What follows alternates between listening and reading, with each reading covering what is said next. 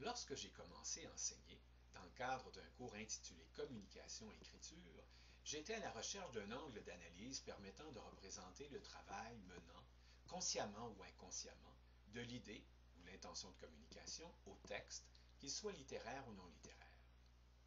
Les travaux de Roman Jakobson et mes recherches en analyse des discours m'ont inspiré une première approximation. Un contexte sert de stimulus à un émetteur qui produira une communication, verbale ou écrite.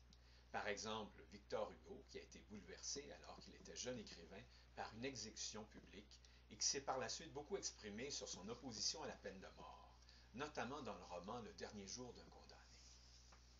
Cet émetteur aura un but. Il donnera à sa communication une intention, une fonction essentielle dominante.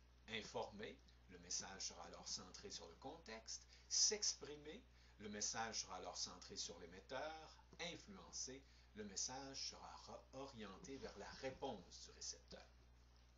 Cette intention orientera le codage du message. Le fond du message sera complété par la cohérence des personnages et des actions. Parallèlement, le message sera graduellement mis en forme. On lui donnera une organisation de l'espace et du temps et un style. On y jouera un peu plus ou un peu moins avec les mots et les sons, en fonction de l'intention essentielle dominante. Une fois codé, le message parviendra à un récepteur qui sera invité à le décoder. Pour ce faire, le message sera testé par 3 filtres: l'intelligibilité, la recevabilité et l'acceptabilité. Si nous revenons à Victor Hugo, même si l'écrivain était assez habile pour produire des textes intelligibles, donc interprétables et compris par son public, il faisait tout de même face au défi d'être à contre-courant. La guillotine était perçue comme une humanisation de la peine de mort. La population considérerait-elle recevable de s'y opposer? Était-il moralement acceptable de remettre en question le droit de la société à sanctionner l'auteur d'un crime grave? Un échec à l'un ou l'autre de ces filtres inhibera ou conditionnera négativement la réponse du récepteur à l'émetteur.